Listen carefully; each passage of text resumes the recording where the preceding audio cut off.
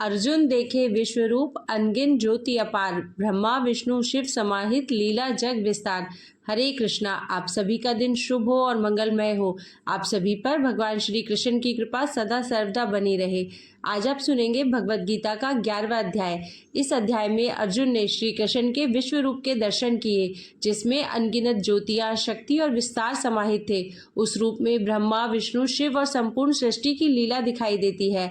तो सर्वप्रथम भगवान श्री कृष्ण के चरणों में प्रणाम करते हुए हम आज का अध्याय शुरू करते हैं। श्री महादेव जी कहते हैं, प्रिय, गीता के वर्णन से संबंध रखने वाली कथा और विश्व रूप अध्याय के पावन महात्म्य को श्रवण करो। विशाल नेत्रों वाली पार्वती, इस अध्याय के महात्म्य का पूरा वर्णन नहीं किया जा सकता। इसके संबंध में सहस्त्रों कथाएं हैं। उनमें से एक यहाँ कही जाती है। प्रणीता नदी के तट पर मेघंकर नाम से विख्यात एक बहुत बड़ा नगर है। उसके प्राकार अर्थात चार दीवारी और गोपुर अर्थात द्वार बहुत ऊंचे हैं। वहाँ बड़ी बड़ी विश्रामशालाएं हैं, जिनमें सोने के खंभे शोभा दे रहे हैं। उस नगर में श्रीमान, सुखी, शांत, सदाचारी तथा जितेंद्रिय मनुष्यों का निवास है। वहाँ हाथ में शारंग नामक धनुष धारण करने वाले जगदीश्वर भगवान विष्णु विराजमान है। वे परब्रह्म के साकार स्वरूप है। संसार के नेत्रों को जीवन प्रदान करने वाले हैं। उनका गौरवपूर्ण श्री विग्रह भगवती लक्ष्मी के नेत्र कमलों द्वारा पूजित होता है। भगवान की वह झांकी वामन अवतार की है। मेघ के समान उनका श्यामवर्ण तथा कोमल आकृति है। वक्षस्थल पर श्रीवत्स का चिन्ह शोभा पाता है। वे कमल और वनमाला से सुशोभित है। अनेक प्रकार के आभूषणों से सुशोभित हो भगवान वामन रत्नयुक्त समुद्र के सदृश जान पड़ते हैं। पीतांबर से उनके श्याम विग्रह की कांति ऐसी प्रतीत होती है मानो चमकती हुई बिजली से घिरा हुआ स्निग्ध मेघ शोभा पा रहा हो। उन वामन भगवान का दर्शन करके जीव जन्म और संसार के बंधन से मुक्त हो जाता है। उस नगर में मेखला नामक महान तीर्थ है, जिसमें स्नान करके मनुष्य शाश्वत वैकुंठ धाम को प्राप्त होता है। वहाँ जगत के स्वामी करुणा सागर भगवान नरसिंह का दर्शन करने से मनुष्य के 7 जन्मों के किए हुए घोर पाप से छुटकारा पा जाता है। जो मनुष्य मेखला में गणेश जी का दर्शन करता है, वह सदा दुस्तर विघ्नों से पार हो जाता है।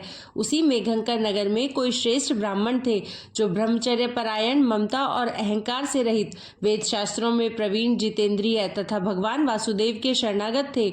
उनका नाम सुनंद था। प्रिय, वे शारंग धनुष धारण करने वाले भगवान के पास गीता के 11वें अध्याय विश्वरूप दर्शन योग का पाठ किया करते थे। उस अध्याय के प्रभाव से उन्हें ब्रह्म ज्ञान की प्राप्ति हो गई थी। परमानंद संदोह से पूर्ण उत्तम ज्ञानमयी समाधि के द्वारा इंद्रियों के अंतर्मुख हो जाने के कारण वे निश्चल स्थिति को प्राप्त हो गए थे और सदा जीवन मुक्त योगी की स्थिति में रहते थे। एक समय जब बृहस्पति सिंह राशि पर थे, महायोगी सुनंद ने गोदावरी तीर्थ की यात्रा आरंभ की। वे क्रमशः विरज तीर्थ, तारा तीर्थ, कपिला संगम, अष्ट तीर्थ, कपिला द्वार, नरसिंह वन, अंबिकापुरी तथा कर स्थानपुर आदि क्षेत्रों में स्नान और दर्शन करते हुए विवाद मंडप नामक नगर में आए। वहां उन्होंने प्रत्येक घर में जाकर अपने ठहरने के लिए स्थान मांगा, परंतु कहीं भी उन्हें स्थान नहीं मिला। अंत में गांव के मुखिया ने उन्हें बहुत बड़ी धर्मशाला दिखा दी। ब्राह्मण ने साथियों सहित उसके भीतर जाकर रात में निवास किया। सवेरा होने पर उन्होंने अपने को तो धर्मशाला के बाहर पाया, किंतु उनके और साथी नहीं दिखाई दिए। वे उन्हें खोजने के लिए चले। इतने में ही ग्रामपाल अर्थात मुखिए से उनकी भेंट हो गई। ग्रामपाल ने कहा, मुनिश्रेष्ठ, तुम सब प्रकार से दीर्घायु जान पड़ते हो। सौभाग्यशाली तथा पुण्यवान पुरुषों में तुम सबसे पवित्र हो। तुम्हारे भीतर कोई लोकोत्तर प्रभाव विद्यमान है। तुम्हारे साथी कहाँ गए, कैसे इस भवन से बाहर हुए, इसका पता लगाओ। मैं तुम्हारे सामने इतना ही कहता हूँ कि तुम्हारे जैसा तपस्वी मुझे दूसरा कोई दिखाई नहीं देता। विप्रवर, तुम्हें किस महामंत्र का ज्ञान है, किस विद्या का आश्रय लेते हो तथा किस देवता की दया से तुम्हें अलौकिक शक्ति प्राप्त हो गई है। भगवान, कृपा करके इस गांव में रहो, मैं तुम्हारी सब प्रकार से सेवा करूंगा। यह कहकर ग्रामपाल ने मुनीश्वर सुनंद को अपने गांव में ठहरा लिया। वह दिन रात बड़ी भक्ति से उसकी सेवा टहल करने लगा।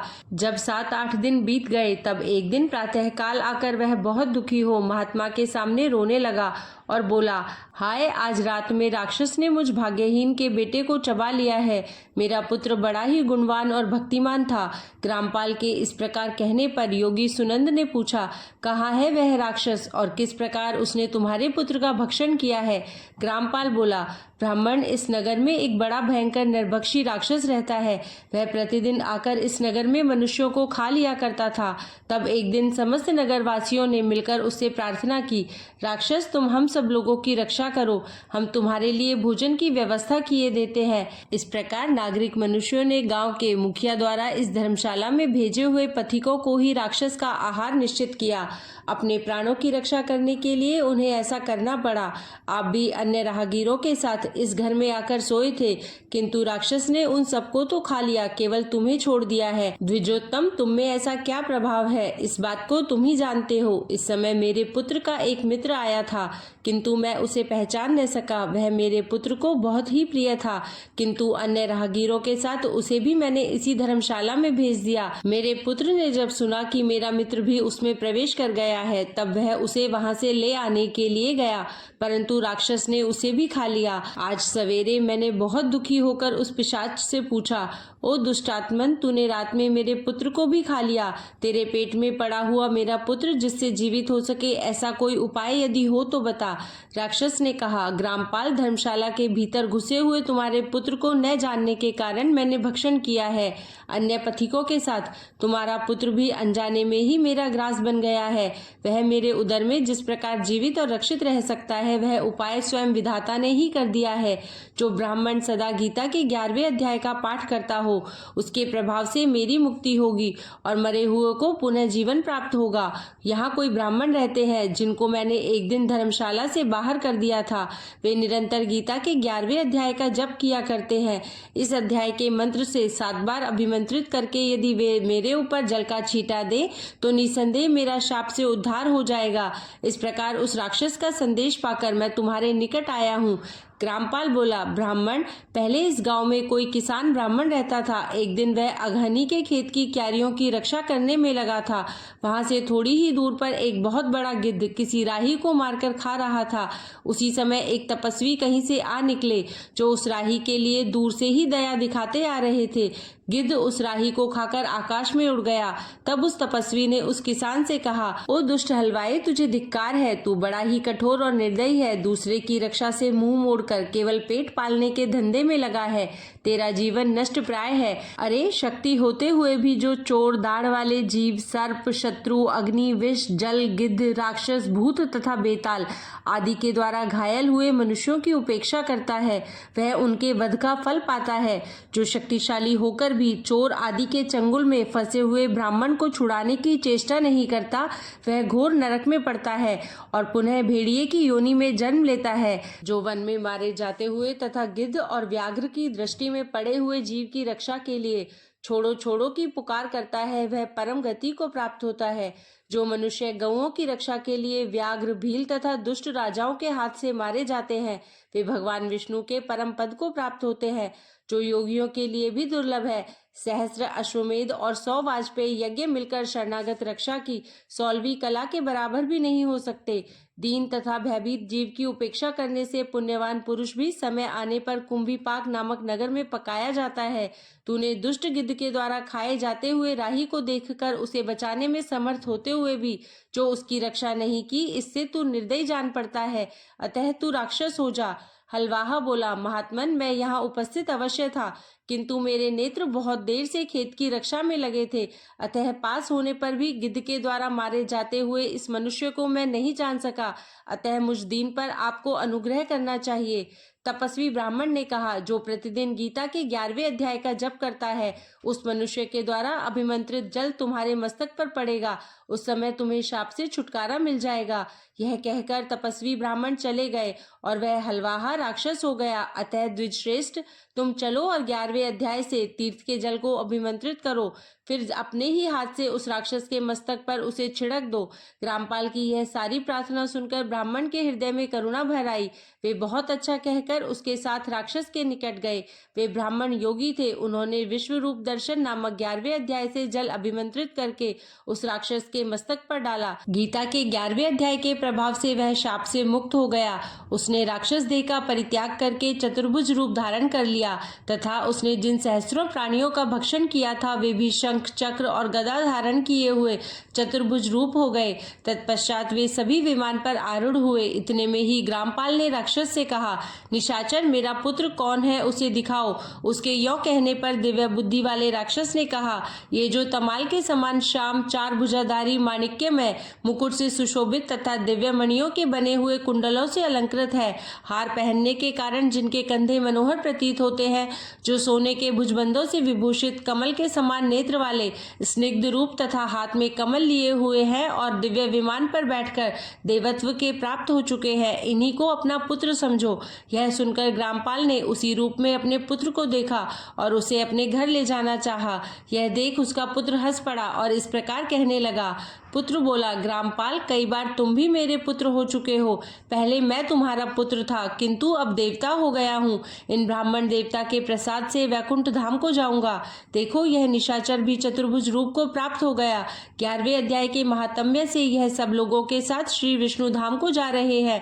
अतः तुम भी इन ब्राह्मण देव से गीता के 11वें अध्याय का अध्ययन करो और निरंतर उसका जप करते रहो। इसमें संदेह नहीं कि तुम्हारी भी ऐसी ही उत्तम गति होगी। तात मनुष्यों के लिए साधु पुरुषों का संग सर्वथा दुर्लभ है, वह भी इस समय तुम्हें प्राप्त है। अतः अपना अभिष्ट सिद्ध करो।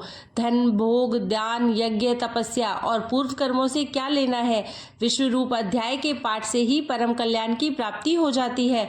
पूर्णानंद संधो स्वरूप श्री कृष्ण नामक ब्रह्म के मुख से कुरुक्षेत्र में अपने मित्र अर्जुन के प्रति जो अमृतमय उपदेश निकला था, वही श्री विष्णु का परम तात्विक रूप है। तुम उसी का चिंतन करो। वह मोक्ष के लिए प्रसिद्ध रसायन, संसार भय से डरे हुए मनुष्यों की आदि व्याधि का विनाशक तथा अनेक जन्म के दुखों का नाश करने वाला है। मैं उसके सिवा दूसरे किसी साधन को ऐसा नहीं देखता, अतः उसी का अभ्यास करो। श्री महादेव जी कहते हैं, यह कहकर वह सबके साथ श्री विष्णु के परम धाम को चला गया। तब ग्रामपाल ने ब्राह्मण के मुख से उस अध्याय को पढ़ा। फिर वे दोनों ही उसके महात्म्य से विष्णु धाम को चले गए। पार्वती, इस प्रकार तुम्हें 11वें अध्याय की महात्म्य की कथा सुनाई है। इसके श्रवण मात्र से महान पातकों का नाश हो जाता है। अब सुनिए 11वां अध्याय। श्री कृष्ण और अर्जुन का संवाद। अर्जुन बोले, मुझ पर अनुग्रह करने के लिए आपने जो परम गोपनीय अध्यात्म विषयक वचन अर्थात उपदेश कहा, उससे मेरा यह अज्ञान नष्ट हो गया है। क्योंकि हे कमल नेत्र, मैंने आपसे भूतों की उत्पत्ति और प्रलय विस्तार पूर्वक सुने हैं तथा आपकी अविनाशी महिमा भी सुनी है। हे परमेश्वर, आप अपने को जैसा कहते हैं यह ठीक वैसा ही है, परंतु हे पुरुषोत्तम, आपके ज्ञान, ऐश्वर्य, शक्ति, बल, वीर्य और तेज से युक्त ऐश्वर्यमय रूप को मैं प्रत्यक्ष देखना चाहता हूँ। हे प्रभु, यदि मेरे द्वारा आपका वह रूप देखा जाना शक्य है, ऐसा आप मानते हैं, तो हे योगेश्वर, उस अविनाशी स्वरूप का मुझे दर्शन कराइए। श्री भगवान बोले, हे पार्थ, अब तू मेरे सैकड़ों हजारों नाना प्रकार के और नाना वर्ण तथा नाना आकृति वाले अलौकिक रूपों को देख। हे भरतवंशी अर्जुन, तू मुझ में आदित्यों को अर्थात अदिति के 12 पुत्रों को, 8 वसुओं को, 11 रुद्रों को, दोनों अश्वनी कुमारों को और 49 मरुदगणों को देख तथा और भी बहुत से पहले न देखे हुए आश्चर्यमय रूपों को देख। हे अर्जुन, अब इस मेरे शरीर में एक जगह स्थित चराचर सहित संपूर्ण जगत को देख तथा और भी जो कुछ देखना चाहता है सो देख, परंतु मुझको तू इन अपने प्राकृत नेत्रों द्वारा देखने में निसंदेह समर्थ नहीं है। इसी से मैं तुझे दिव्य अर्थात अलौकिक चक्षु देता हूँ। इससे तू मेरी ईश्वरीय योग शक्ति को देख। संजय बोले, हे राजन, महायोगेश्वर और सब पापों के नाश करने वाले भगवान ने इस प्रकार कहकर उसके पश्चात अर्जुन को परम ऐश्वर्य युक्त दिव्य स्वरूप दिखलाया। अनेक मुख और नेत्रों से युक्त, अनेक अद्भुत दर्शनों वाले, बहुत से दिव्य भूषणों से युक्त और बहुत से दिव्य शस्त्रों को हाथों में उठाए हुए, दिव्य माला और वस्त्रों को धारण किए हुए और दिव्य गंध का सारे शरीर में लेप किए हुए, सब प्रकार के आश्चर्यों से युक्त, सीमा रहित और सब और मुख किए हुए विराट स्वरूप परमदेव परमेश्वर को अर्जुन ने देखा। आकाश में 1000 सूर्यों के एक साथ उदय होने से उत्पन्न जो प्रकाश हो, वह भी उस विश्व रूप परमात्मा के प्रकाश के सदृश कदाचित ही हो। पांडुपुत्र अर्जुन ने उस समय अनेक प्रकार से विभक्त अर्थात पृथक पृथक संपूर्ण जगत को देवों के देव श्री कृष्ण भगवान के उस शरीर में एक जगह स्थित देखा। उसके अनंतर वे आश्चर्य से चकित और पुलकित शरीर अर्जुन प्रकाशमय विश्वरूप परमात्मा को श्रद्धा भक्ति सहित सिर से प्रणाम करके हाथ जोड़कर बोले। अर्जुन बोले, हे देव, मैं आपके शरीर में संपूर्ण देवों को तथा अनेक भूतों के समुदायों को, कमल के आसन पर विराजित ब्रह्मा को, महादेव को और संपूर्ण ऋषियों को तथा दिव्य सर्पों को देखता हूँ। हे संपूर्ण विश्व के स्वामिन, आपको अनेक भुजा, पेट, मुख और नेत्रों से युक्त तथा सब ओर से अनंत रूपों वाला देखता हूँ। हे विश्वरूप, मैं आपके न तो अंत को देखता हूँ, न मध्य को और न आदि को ही। आपको मैं मुकुट युक्त, गदा युक्त और चक्र युक्त तथा सब ओर से प्रकाशमान, तेज के पुंज, प्रज्वलित अग्नि और सूर्य के सदृश, ज्योति युक्त, कठिनता से देखे जाने वाले योग्य और सब ओर से अप्रमेय स्वरूप देखता हूँ। आप ही जानने योग्य परम अक्षर अर्थात परब्रह्म परमात्मा है। आप ही इस जगत के परम आश्रय है। आप ही अनादि धर्म के रक्षक है और आप ही अविनाशी सनातन पुरुष है, ऐसा मेरा मत है। आपको आदि अंत और मध्य से रहित, अनंत सामर्थ्य से युक्त, अनंत भुजा वाले, चंद्र सूर्य रूप नेत्रों वाले, प्रज्वलित अग्नि रूप मुख वाले और अपने तेज से इस जगत को संतप्त करते हुए देखता हूँ। हे महात्मन, यह स्वर्ग और पृथ्वी के बीच का संपूर्ण आकाश तथा सब दिशाएं एक आपसे ही परिपूर्ण है तथा आपके इस अलौकिक और भयंकर रूप को देखकर तीनों लोग अति व्यथा को प्राप्त हो रहे हैं। वे ही देवताओं के समूह आप में प्रवेश करते हैं और कुछ भयभीत होकर हाथ जोड़े आपके नाम और गुणों का उच्चारण करते हैं तथा महर्षि और सिद्धों के समुदाय कल्याण हो ऐसा कहकर उत्तम स्तोत्रों द्वारा आपकी स्तुति करते हैं। जो 11 रुद्र और 12 आदित्य तथा 8 वसु, साध्यगण, विश्वेदेव, अश्विनी कुमार तथा मरुदगण और पितरों का समुदाय तथा गंधर्व, यक्ष, राक्षस और सिद्धों के समुदाय है, वे सभी विस्मित होकर आपको देखते हैं। हे महाबाहो, आपके बहुत मुख और नेत्रों वाले, बहुत हाथ, जंघा और पैरों वाले, बहुत उदरों वाले और बहुत सी दाढ़ों के कारण अत्यंत विकराल महान रूप को देखकर सब लोग व्याकुल हो रहे हैं तथा मैं भी व्याकुल हो रहा हूँ। क्योंकि हे विष्णु, आकाश को स्पर्श करने वाले, देदीप्यमान अनेक वर्णों युक्त तथा फैलाए हुए मुख और प्रकाशमान विशाल नेत्रों से युक्त आपको देखकर भयभीत अंतःकरण वाला मैं धीरज और शांति नहीं पाता हूँ। दाढ़ों के कारण विकराल और प्रलय काल की अग्नि के समान प्रज्वलित आपके मुखों को देखकर मैं दिशाओं को नहीं जानता हूँ और सुख भी नहीं पाता हूँ। इसलिए हे देवेश, हे जगन्निवास, आप प्रसन्न हो। वे सभी धृतराष्ट्र के पुत्र राजाओं के समुदाय सहित आप में प्रवेश कर रहे हैं और भीष्म पितामह, द्रोणाचार्य तथा वह कर्ण और हमारे पक्ष के भी प्रधान योद्धाओं सहित सबके सब आपके दाढ़ों के कारण विकराल भयानक मुखों में बड़े वेग से दौड़ते हुए प्रवेश कर रहे हैं और कई एक चूर्ण हुए सिरों सहित आपके दांतों के बीच में लगे हुए दिख रहे हैं। जैसे नदियों के बहुत से जल के प्रवाह स्वाभाविक ही समुद्र के सम्मुख दौड़ते हैं अर्थात समुद्र में प्रवेश करते हैं, वैसे ही वे नरलोक के वीर भी आपके प्रज्वलित मुखों में प्रवेश कर रहे हैं। जैसे पतंग मोहवश नष्ट होने के लिए प्रज्वलित अग्नि में अति वेग से दौड़ते हुए प्रवेश करते हैं, वैसे ही ये सब लोग भी अपने नाश के लिए आपके मुखों में अति वेग से दौड़ते हुए प्रवेश कर रहे हैं। आप उन संपूर्ण लोकों को प्रज्वलित मुखों द्वारा ग्रास करते हुए सब ओर से बार बार चाट रहे हैं। हे विष्णु, आपका उग्र प्रकाश संपूर्ण जगत को तेज के द्वारा परिपूर्ण करके तपा रहा है। मुझे बतलाइए कि आप उग्र रूप वाले कौन हैं? हे देवों में श्रेष्ठ, आपको नमस्कार हो। आप प्रसन्न होइए। हे आदि पुरुष, आपको मैं विशेष रूप से जानना चाहता हूँ क्योंकि मैं आपकी प्रवृत्ति को नहीं जानता। श्री भगवान बोले, मैं लोकों का नाश करने वाला बढ़ा हुआ महाकाल हूँ। इस समय लोकों को नष्ट करने के लिए प्रवृत्त हुआ हूँ। इसलिए जो प्रतिपक्षियों की सेना में स्थित योद्धा लोग हैं वे सब तेरे बिना भी नहीं रहेंगे अर्थात तेरे युद्ध न करने पर भी इन सब का नाश हो जाएगा। अतएव तू उठ, यश प्राप्त कर और शत्रुओं को जीतकर धन धान्य से संपन्न राज्य को भोग। ये सब शूरवीर पहले ही से मेरे ही द्वारा मारे हुए हैं। हे सव्यसाचिन, तू तो केवल निमित्त मात्र बन जा। द्रोणाचार्य और भीष्म पितामह तथा जयद्रथ और कर्ण तथा और भी बहुत से मेरे द्वारा मारे हुए शूरवीर योद्धाओं को तू मार। भय मत कर, निसंदेह तू युद्ध में वैरियों को जीतेगा, इसलिए युद्ध कर। संजय बोले, केशव भगवान के इस वचन को सुनकर मुकुटधारी अर्जुन हाथ जोड़कर कांपता हुआ नमस्कार करके फिर भी अत्यंत भयभीत होकर प्रणाम करके भगवान श्री कृष्ण के प्रति गदगद वाणी से बोले। अर्जुन बोले, हे अंतर्यामिन, यह योग्य ही है कि आपके नाम, गुण और प्रभाव के कीर्तन से जगत अति हर्षित हो रहा है और अनुराग को भी प्राप्त हो रहा है तथा भयभीत राक्षस लोग दिशाओं में भाग रहे हैं और सब सिद्धगणों के समुदाय नमस्कार कर रहे हैं।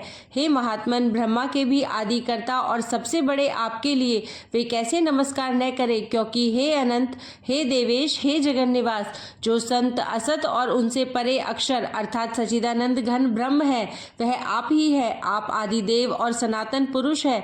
आप इस जगत के परम आश्रय और जानने वाले तथा जानने योग्य और परम धाम है। हे अनंत रूप, आपसे यह सब जगत व्याप्त अर्थात परिपूर्ण है।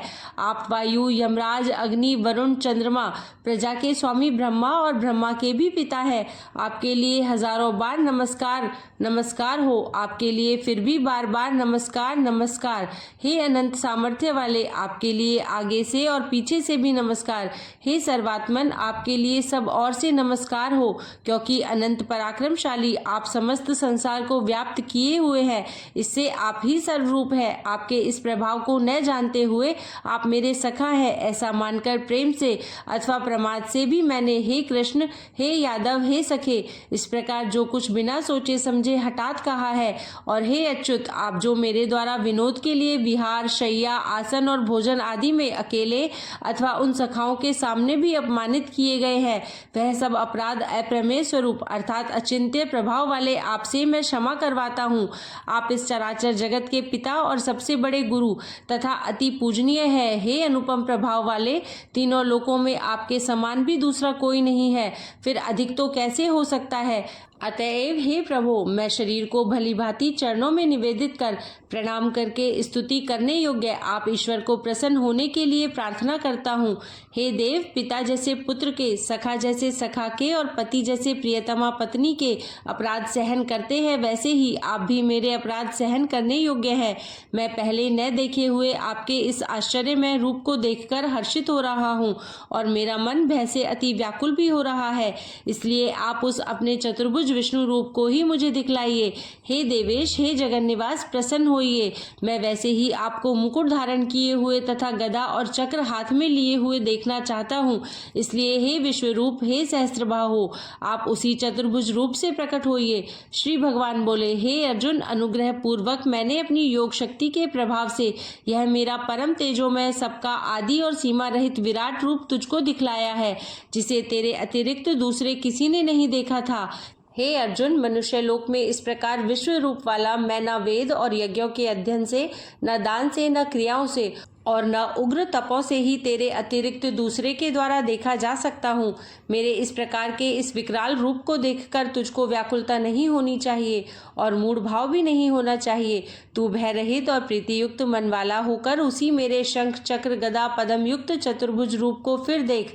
संजय बोले, वासुदेव भगवान ने अर्जुन के प्रति इस प्रकार कहकर फिर वैसे ही अपने चतुर्भुज रूप को दिखलाया और फिर महात्मा श्री कृष्ण ने सौम्य मूर्ति होकर इस भयभीत अर्जुन को धीरज बंधाया। अर्जुन बोले, हे जनार्दन, आपके इस अति शांत मनुष्य रूप को देखकर अब मैं स्थिर चित्त हो गया हूँ और अपनी स्वाभाविक स्थिति को प्राप्त हो गया हूँ। श्री भगवान बोले, मेरा जो चतुर्भुज रूप तुमने देखा है यह सुदुर्दश है, अर्थात इसके दर्शन बड़े ही दुर्लभ है। देवता भी सदा इस रूप के दर्शन की आकांक्षा करते रहते हैं।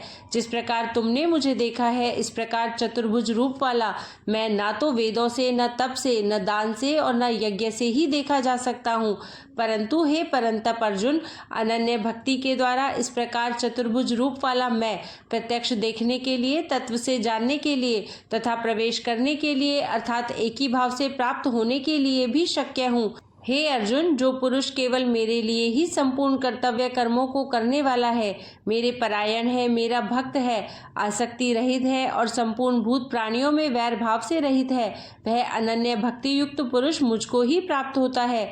इस प्रकार कृष्ण अर्जुन संवाद में विश्व रूप दर्शन योग नामक 11वां अध्याय संपूर्ण हुआ। आपसे कल फिर मिलते हैं एक नए अध्याय के साथ। तब तक के लिए हरे कृष्णा।